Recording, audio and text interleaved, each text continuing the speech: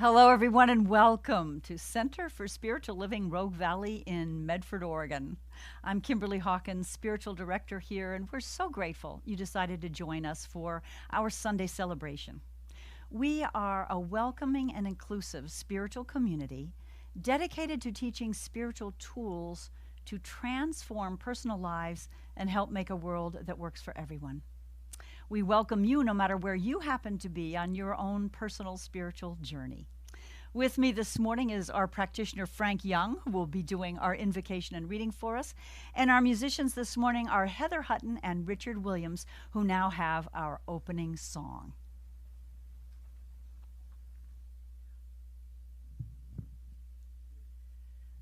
So this song, I think I wrote it with the help of a friend, Nils Hansen, about 3 years ago, and it was this time of year, and it was a beautiful December evening, very close to the solstice, clear, stars, cold, and so hopefully you'll feel that energy and the spirit of it through this song. It's called Burn Inside.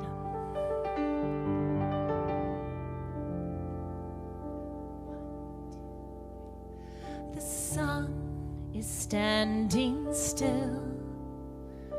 The seeds await its will.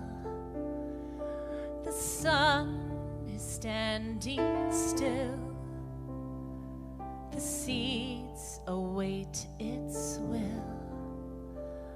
The force of the cold and the clear dark sky, the brilliance of stars and the silence of white. We may yearn for the warmth on the other side, but the fire and light still burn inside.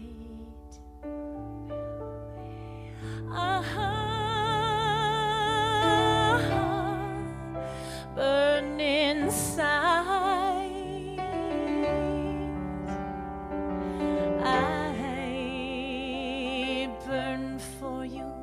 Sacred Master of Light.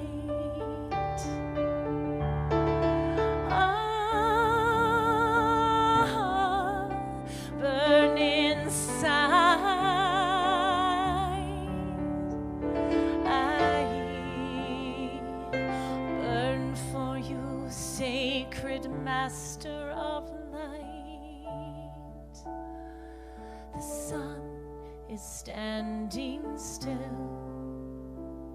The seeds await its will. The sun is standing still. The seeds await its will.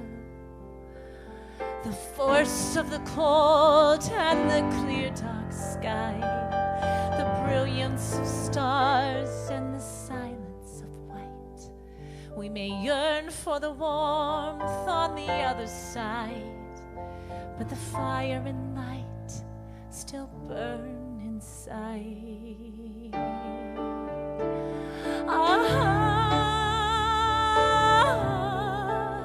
Burn inside. I burn for you, Sacred Master of Light. I burn inside. We burn for you, Sacred Master of Light.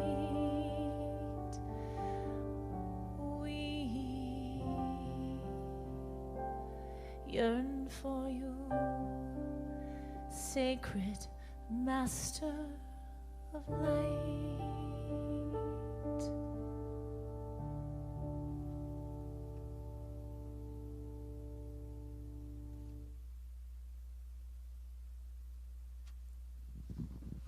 Can't you just feel it? Smiles everywhere, everybody's heart overflowing with joy as the Christmas season tickles and trickles into our hearts, into our souls, into our voices everywhere. I know that this time of year is so blessed because everybody is thinking towards love. They've put their petty differences and politics aside, and all they want to do is feel the joy that this season brings, the joy that is everywhere in everybody's heart. And so it is. My reading today is about the shadow and how it works. Carl Jung explains that shadow, in being instinctive and irrational, is prone to psychological projection, in which a perceived personal inferiority is recognized as a perceived moral deficiency in someone else. Jung writes, if these projections remain hidden, the projection-making factor, the shadow archetype, then has free hand and can realize its object, if it has one, or bring about some other situation characteristic of its power. These projections insulate and harm individuals by acting as a constantly thickening veil of illusion between the ego and the real world. This is not how our perceptions should meet. The world should be a forum for dialogue and constant experimentation where we strive to refine the moral imperatives that could alleviate our suffering. Everything beyond that should be viewed with skepticism, and so it is. Thank you, Frank Young. We go now back to our musicians, Heather and Richard. This song is one of my originals. I call it Waiting. I haven't done it in quite a while, and I feel it's really appropriate for this time of year and the talk.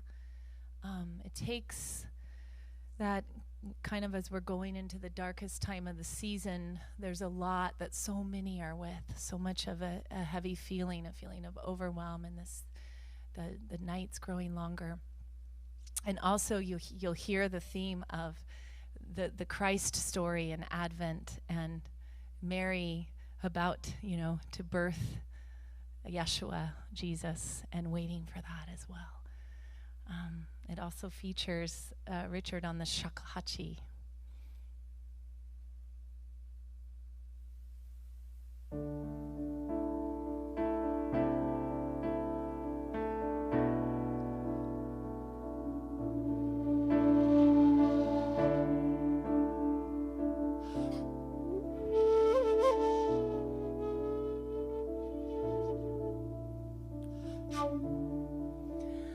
I am cold, I am tired, and I am heavy. When will the time come when I am fully ready? Ah, will I ever be ready? Ah, will I ever be ready for a baby to be born to this world? He must lie waiting, and every tree on this earth for the spring she must be waiting. For the fruiting of the fallow land, we must be waiting, waiting.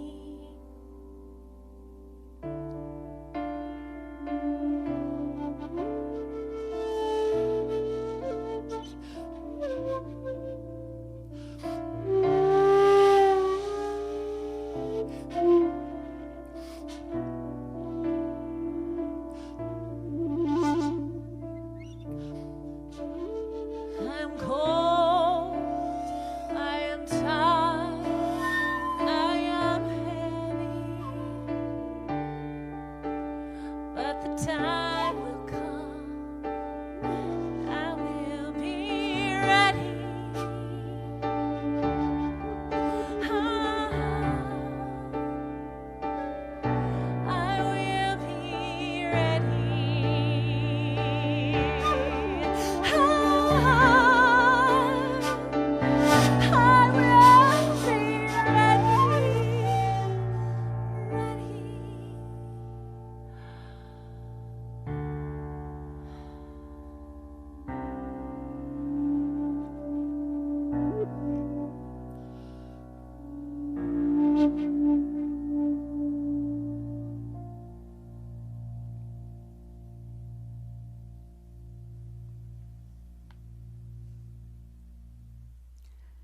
How hauntingly gorgeous, beautiful. Heather and Richard, thank you. And we are waiting, I think, in many respects, especially this year. We are waiting. I don't know about you.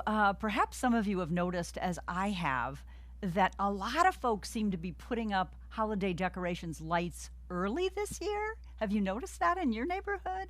Walking in my walks traditionally and through my neighborhood, I've seen people not only decorating outside, but even before Thanksgiving, I've seen trees inside lit and, shining through the windows. And I'm thinking there's more need than ever at this darkest time of year for us to bring in some light, to bring in some joy. I think that's probably true for all of us. And there are many traditions this time of year that celebrate the light, not only Christmas and the birth of what Jesus was called, the light of the world. There's the Hindu tradition, the festival of lights called Diwali. The biggest holiday in India, which is also celebrated by Jains and Sikhs, by the way. And I understand it's traditional for Hindus to put clay pots outside the house at night, symbolizing the inner light that all of us have, which always triumphs over any darkness, any spiritual darkness. And of course, the Jewish tradition celebrates the Festival of Lights, known as Hanukkah this time of year, lighting the menorah. I personally love decorating. My housemate and good friend Vivian will attest to that. And I think part of it is this time of year, the leaves have fallen from the trees, and all that gorgeous color we enjoyed in the fall, especially here in Southern Oregon, is gone. And the landscape is a bit stark, a bit bleak. We've had a lot of, not snow yet here in the valley, but certainly fog and clouds. And I just enjoy the color that we can bring in for the holidays. I'm also thinking of Groundhog Day, which is coming up in February. I lived for 3 years in Pittsburgh, Pennsylvania.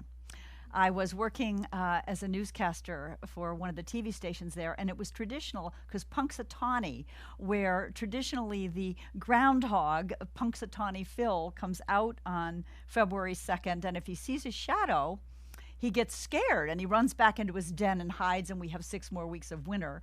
And if it's a cloudy day, winter's right around or rather spring is right around the corner. And I think it's interesting, by the way, no scientific studies have ever proven any correlation in truth between whether it's sunny or cloudy on February 2nd and how early spring comes that year. But it's kind of interesting, that idea that the groundhog is scared of his shadow.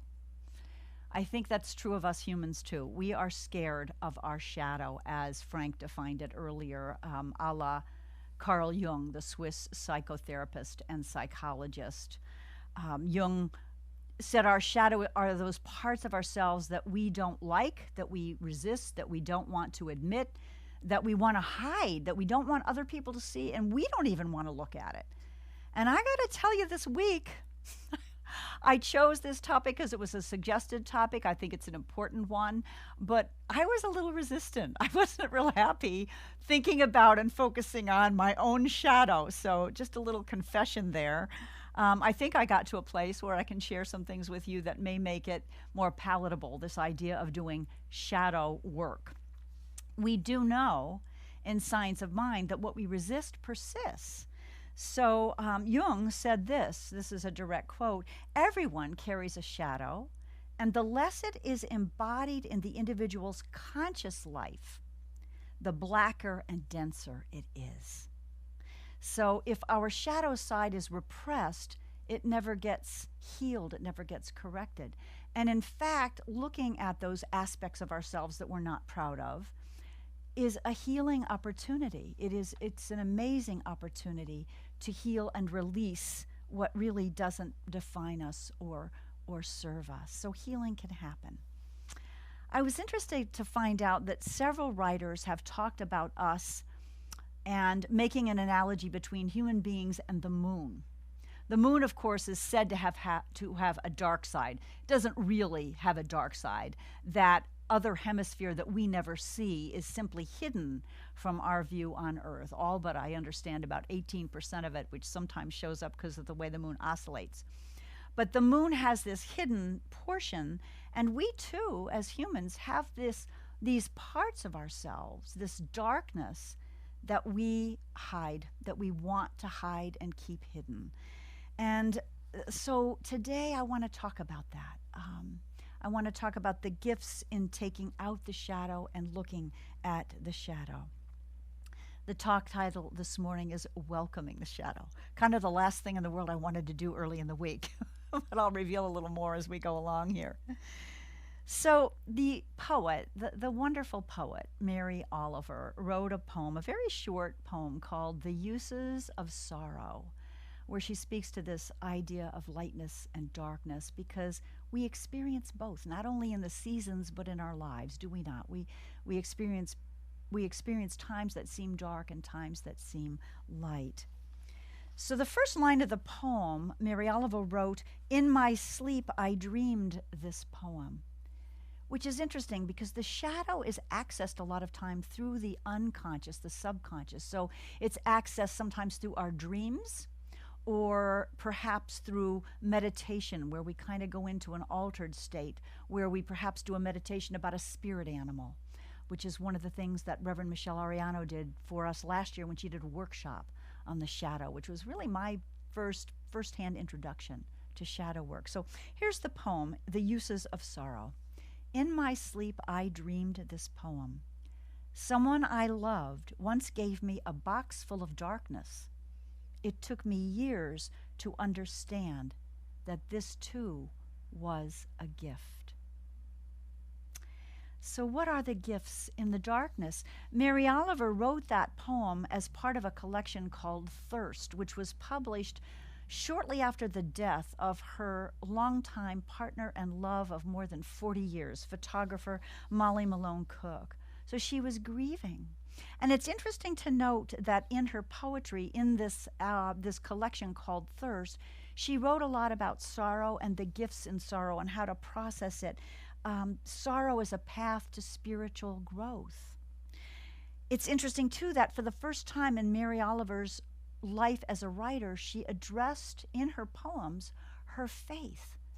A beautiful poem called Prayer. And so, as well as talking about the beauty of the physical world, which is what we came to know her earlier poems, geese, and talking about flowers and the beauty, she talked about her spiritual life as well. So really, as much as being a very difficult time for her, it was a rich time of spiritual growth as well in that darkness. Last week, I talked about our ability to receive, to be open to receive. Are you ready to receive was the name of the talk. And I guess I'd like to set us up for, are we ready to receive the gifts in doing shadow work today? Are we really open to that? Last week, I shared a story from our musician, Anton Miserak, who said, he didn't used to be open to receiving. For example, he would deflect compliments. He didn't want to really own them. He said that a friend of his gave him a gift of $10,000 at one point because he wanted Anton to be able to buy a new car, which he desperately needed. And Anton confessed that it was 3 years after receiving that $10,000 before he actually invested in a new car, suffering with no air conditioning in the heat and so on. But Anton said as he began to delve into why he had this resistance to receiving, it was part of his shadow. It was his parents being raised, coming of age during the Big Depression. And so part of his shadow, he grew up with not feeling like he deserved good things or that there was a lack of good things. And as he began to own that and look at it and examine it, bring it into the light, as you will, he was able to release it, and he was able to open to receiving. So I just use that, I think, as a good example of some of the gifts that can come in looking at our shadow. It isn't comfortable, even though it feels like we need to hide those aspects of ourselves we're not proud of. It isn't really comfortable because we can't just be who we are. We can't fully embrace and integrate all of us. Last year, when Reverend Michelle Ariano did that workshop for us, she talked about the via positiva, which are those things we want to bring into our life, and the via negativa, which are those things that we need to release in our life. And so she asked the question during the workshop, what do you need to release? What do you need to let go of? For Anton, It was that feeling that he didn't deserve good. It was that idea that there was lack and that we had to be very, very judicious in what we received and we were able to enjoy. So one of the questions I invite us to ask ourselves is, what's holding us back? What's holding us back from receiving? What's holding us back from doing or being the full brilliance that we were that we were created to be? Hurts hold us back, for sure, but they are also our teachers. They can be. And I would say that the shadow normally comes from things that happened early to us, those early hurts that happened in our childhoods. So, it takes some courage to go back and to heal that. But I go back to one of our core beliefs in the science of mind, that we are created in the likeness of God. Perfect God, perfect man and woman, perfect life. Our ego, however, creates the shadow. It creates this idea that we're separate and allows us not to align with the light. I want to talk a bit about our book of the month, which is Richard Rohr's The Universal Christ. It's a beautiful book, and he addresses some of the things that I think relate to this topic today. He says we should look at our dark side, not to condemn ourselves or judge ourselves or be ashamed, but to look at the dark side of ourselves rather with the eyes of compassion, which would be the eyes that God would look at us, with the eyes and the intention of forgiving those dark sides of ourselves. He has a number of beautiful italicized sentences in the book, and one of them is this: God loves things by becoming them. God loves things by becoming them. And so if that's true, we can't be separate from God ever, because we have become an incarnation of God. I want to read you a beautiful little passage from the book, The Universal Christ. Rohr writes, "Remember again, God loves you by becoming you. Taking your side in the inner dialogue of self-accusation and defense. God loves you by turning your mistakes into grace, by constantly giving you back to yourself in a larger shape. God stands with you and not against you when you're tempted to shame or self-hatred. If your authority figures never did that for you, it can be hard to feel it or trust it, but you must experience this love at a cellular level at least once." And he ends this paragraph by saying, "Remember, the only thing that separates you from God is the thought that you are separate from God. The only thing that separates you from God is the thought that you are separate." This idea helped me this week, because looking at the shadow can make us feel bad about ourselves. It can make us feel guilty. It can make us feel less than. It can make us feel ashamed. So part of what I did this week was finally to take some really good downtime. I got a little off my game during the holiday, during Thanksgiving, and didn't meditate regularly like I was. And I got into compulsively decorating a bit. That's one of my addictions. It's fun and it's happy because it makes me feel happy, but I was not feeling at ease in myself. Do you ever have that feeling? You're doing and you're active, but something isn't quite right. And addictions, by the way, are another sign that maybe the shadow side needs a look. Because addictions, whether we're overeating, drinking, whether sexuality is our addiction, whether shopping, whatever it might be, we engage in those addictive behaviors so we don't feel. But the sad part is it doesn't take the feeling away, because as soon as we stop the overindulging of whatever it is, we still have the feelings. So finally, I sat one morning and had a deep, long meditation, and I had a lot of tears. A lot of sadness came through. And what I realized was I was grieving my mom. I just really miss her during the holidays, and she's been gone from the planet for 7 years. But especially this time of year, I miss her. And I'm sure this is true for many of us. You know, whether we've lost someone recently or way back when, or for many, it's been the COVID situation, losing people due to COVID and not even being able to be there when they're dying. So it's important to look at that darkness and to feel it and to release the feelings. And I got to tell you that after that really good cry that morning, I felt more relaxed. I felt this equanimity and peace come back, and it was quite lovely. So that idea of getting quiet, Rohr talks about it in his book, much as we teach it in Science of Mind, that getting quiet and listening to that inner voice is the voice of God. When I have taught workshops on honoring that inner voice, following divine guidance, I've often said that inner guidance is never judgmental. If it's something that's telling you that you're shameful or you should be ashamed, it's not the voice of God, it's your ego speaking. And Rohr speaks to this as well. He says that God's voice is compassionate, not moralistic or judgmental. And again, I have a short excerpt I want to read to you about this. I think this is very important.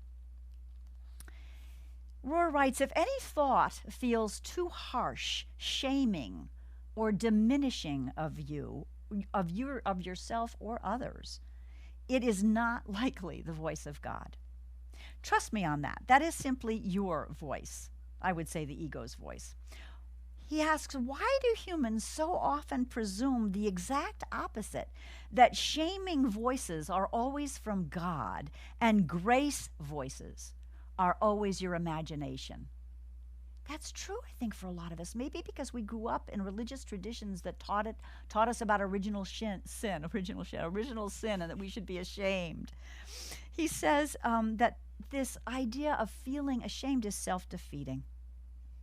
And yet, he says, as a confessor and spiritual director, he often found this was true, that people mistook the shaming voices for the voice of God and the voice of grace, the voice of unconditional love, as their own imagination. Wow.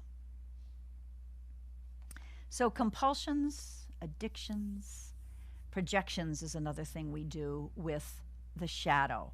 We want to project our shadow on someone else. We see it in them and we don't want to see it in us.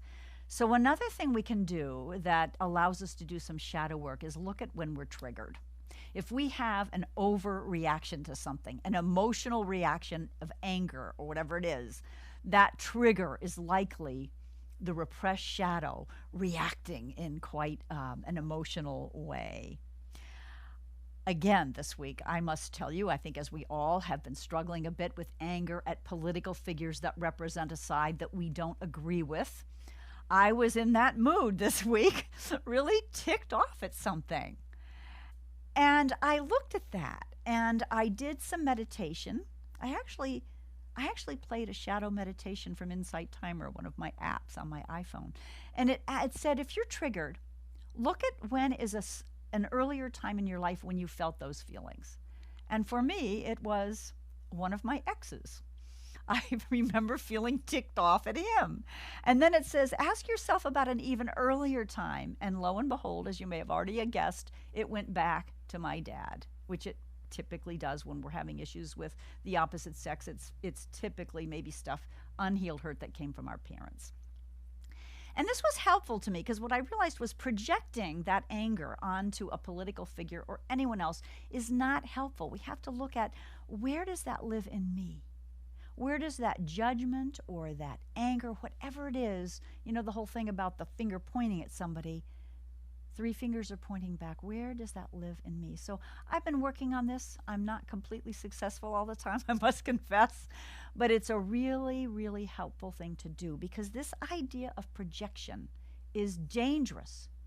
Not only when we do that, dangerous for our personal lives, but it's dangerous in a much broader scope. And once again, Richard Rohr speaks to this in his book, Universal Christ, and this is really, really some important stuff to look at. He's talking about wholeness and harmony and balancing. It's a holding operation more than an expelling operation. In other words, we need to be able to hold everything, both our light side and our dark side, own it, and be aware of it, be conscious of it. He says, this is Rohr quoting Jung. Jung recognized that such consciousness was costly because humans prefer to deal with the tensions of life by various forms of denial, moralizing, addiction, and projection. And we've talked about that. We want to deny our dark side. We want to moralize to other people about it. We want to avoid the feelings by engaging in addictions, or we want to project it onto somebody else. And this is natural, but it's not helpful. By the 1930s, Jung said there was so much repressed, denied, and projected shadow material in Europe, the supposedly Christian continent, that another great war was almost inevitable. Tragically, his prediction ended up being fully correct. Let's think about that. In the 1930s, he was recognizing the repressed shadow creating a world war. And really, that's what can happen when we're not willing to welcome the shadow collectively. So it doesn't do us any good at this point to be pointing the finger at the other political side, to be not looking at our own shadow. We really need to own our shadow and to re-embrace the light that is the truth of what we are. I hope that that makes some sense. I know for me, I'm feeling a little more comfortable and committed to embracing my shadow, not projecting it, not running from my feelings through addictive behavior, not being compulsive. It's almost like there's a program running behind the scenes when we don't look at the shadow. It's there, it has an effect, but we're not really focusing on it, not aware of it. And we can become so much more authentic when we do. So this week, I have 3 suggestions for me and for all of us in continuing this deep but transformational work called shadow work, welcoming our shadow. Number 1 is to continue, if we voice, remembering as we do that if it's shaming us or blaming us, it's not the voice of God. But to be still and to allow that voice to speak to us. It was so helpful to me when I finally was able to release some tears and get quiet and realize that I was missing my mom. Number 2, and so listening to that with a forgiving attitude. Number 2 is to become aware of our addictions. I mean, this time of year when we're running around, maybe we're not running around, maybe we're shopping online or writing cards or decorating. You know, what are our compulsive behaviors? What are our addictions? What are we doing too much of in order not to feel feelings? And how might we stop? Just stop and feel and heal and release the feelings. What are we holding on to? What is getting in our way of moving forward with joy and ease and peace? So number 1, getting quiet. Number 2, looking at our addictions. And number 3 is looking at when we're triggered, when we just want to wring someone's neck. What are we projecting? What is it? Where is it that quality that I'm so mad at, where is it that it lives in me? And can I be forgiving of myself? Because when I can begin to be compassionate for my own shadow and forgive myself my dark side, my hidden side, it becomes a lot easier to be compassionate and forgiving to everyone else, including those who trigger me the worst. And that, my friends, I believe, is how we begin to live a peaceful personal life and create a peaceful and collaborative, collective life on this planet. I end with a quote from Jacob Liebman. What we call our shadow is nothing more than an aspect of our nature waiting to be embraced and reclaimed. Let's pray. As I breathe in and breathe out, aware of the play of darkness and of light, aware that this time of year where we experience the longest night and the shortest days, there are always gifts. The gift of perhaps resting more, spending more time in the quiet, reading more, maybe taking a little hibernation as much of nature does. That both the light and the dark are part of life. knowing that there is this light that never is extinguished. Call it God, call it Atman, call it life, the creative principle of the universe. It is the light at the center of us.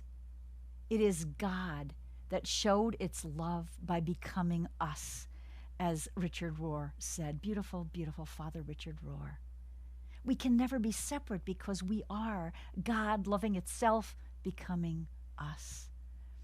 And so we know that we can embrace all parts of ourselves, that we don't have to hide anything, that there is no part of us worthy of shame, that we can bring it to the light, that we can heal it, and that as we do that, as we invite help, as we see a practitioner, as we pray, as we meditate, Spirit moves in to remind us with that still small voice that is grace, that is positive, that is never shaming, that we are indeed the light of the world, that that light lives within us, alongside the dark parts that we can embrace and heal.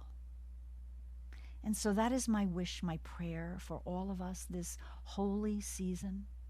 I will add to this prayer a prayer for all of those who are suffering because of the COVID epidemic, that are suffering because of the ancillary products of that, the economic situation, not being able to be with loved ones during the holidays, knowing that right within us there is this love that wants to be expressed.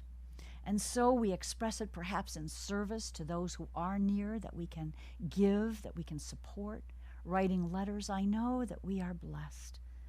I invite all of us to join in the World Peace Meditation that is this year online, so that we might truly embrace this world that works for all. And so, in gratitude to know that we can never be separate from that God that gave itself as us, that became us, that loved us by becoming us. We are never separate from that light. I give thanks to know that for each one of us listening, for each one on the planet, whether they believe what we believe spiritually, whether they have the same political views, whether they act the way we think they should or not. We are all one in that universal Christ, which is the light. And so I simply release this prayer now, knowing it is heard, it is answered, and we say together, and so it is. Amen. Thank you. We go now to Richard and Heather once again.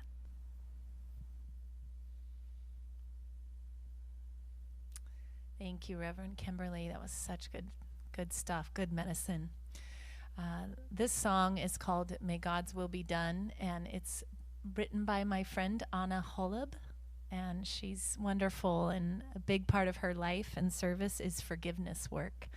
So thank you, Anna, for this song.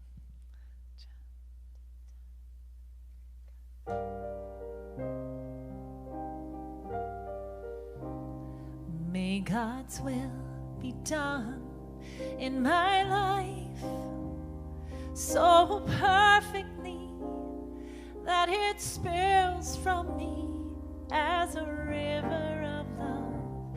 May the truth be known in my life so constantly that it flows from me as a river of love, as a river of love.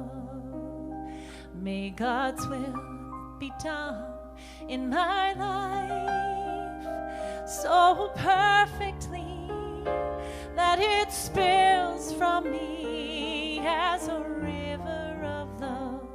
May the truth be known in my life so constantly that it flows from me as a river of love, as a river of love.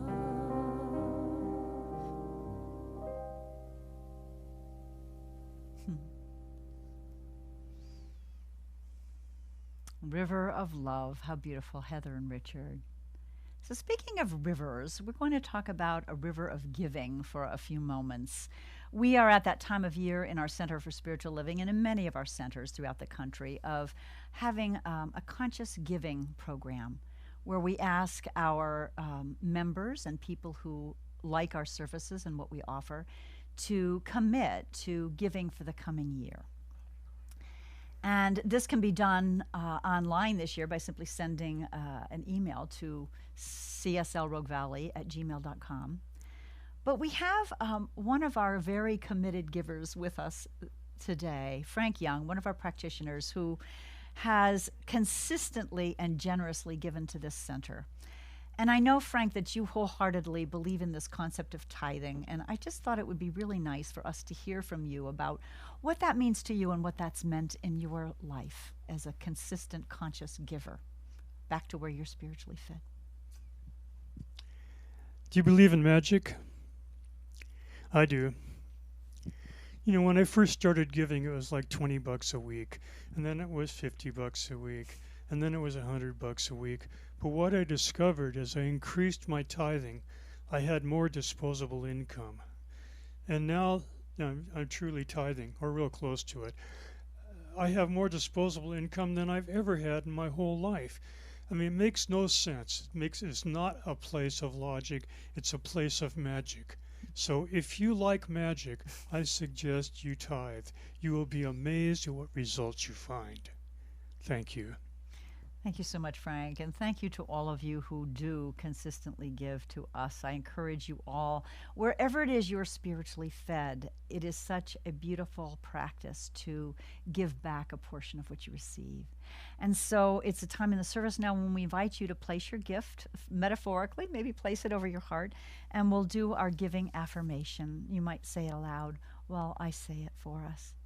From the love of pure spirit within me, I bless this gift. I send it forth to heal and bless and prosper. It is evidence of my faith and my belief. It does great work of the world, and it returns to me multiplied abundantly. There are several ways to give to Center for Spiritual Living, Rogue Valley. .org. You can give on our website, which is CSLRogueValley.org. You can mail a check the traditional way to Center for Spiritual Living, CSL RV, Box 1458, Medford, Oregon. I don't think our donate button on our Facebook page is currently working. We hope to have that up and running again soon. A few brief announcements before we close this service. We continue to have morning spiritual practice calls from 9 a.m. to 9:30 Pacific time on Monday and Wednesday. We also have a Thursday evening call at 7 p.m. If you're feeling the need for some connection, being together in community, please join us. These are wonderful times to share some spiritual practice and to share what's going on in our lives. You can sign up for our newsletter with the links to those calls here on our Facebook page under email sign up. We also have a virtual community holiday gathering coming up at 6:30 p.m. Pacific time, Wednesday, December 16th. That's next Wednesday, not this coming Wednesday, where we will share some holiday memories and sing some carols and just enjoy, because we can't get together in person this year, unfortunately. We can at least see each other and celebrate together. So I think that wraps up our announcements. We go now to Heather and Richard once again for our closing song. So we're going to end with a traditional Christmas carol. Recently, I've really been appreciating these traditional carols. I think more than ever, maybe as I age too, but there's just some beautiful, wise symbolism in the words and some really good music, actually. And when Reverend Kimberly was talking about holiday lights, I was kind of feeling the weight of everything and a little bit down. And I was driving home, and there was all these Christmas lights on houses, and it was so beautiful, and just it made me smile inside. So this is We Three Kings, and it's by John Henry Hopkins Jr. I know we don't always hear the original writers of these, and I just shifted some of the words, but most of them are the original. We Three Kings.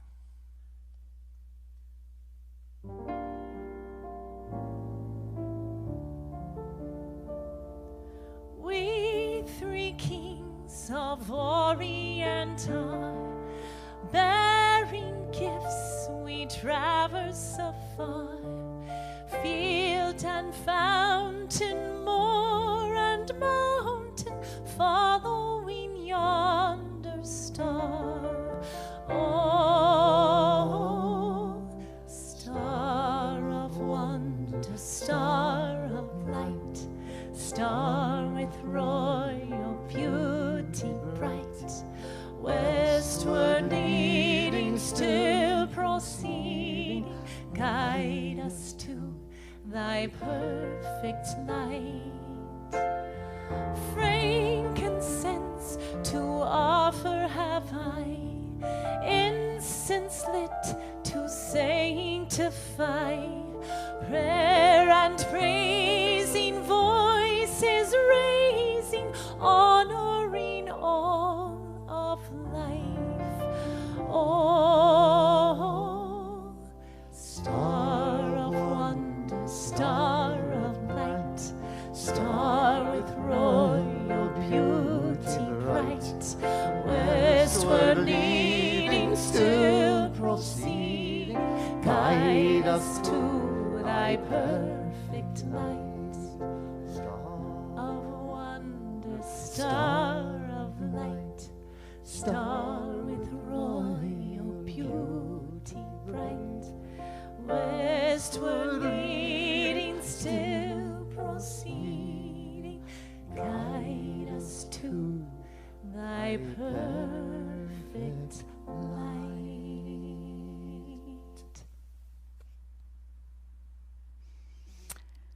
That was so lovely. Thank you once again, Richard and Heather. I leave you with another line from Richard Rohr, which I think is worth contemplating this week. God seems to send us on the path toward our wholeness, not by eliminating the obstacles, but by making use of them. So this week, let's remember that in the times of darkness or seeming darkness, God will make use of them if we stay the course, if we keep the faith, and if we keep kindness in our hearts. Blessings, everyone. Until next week, namaste.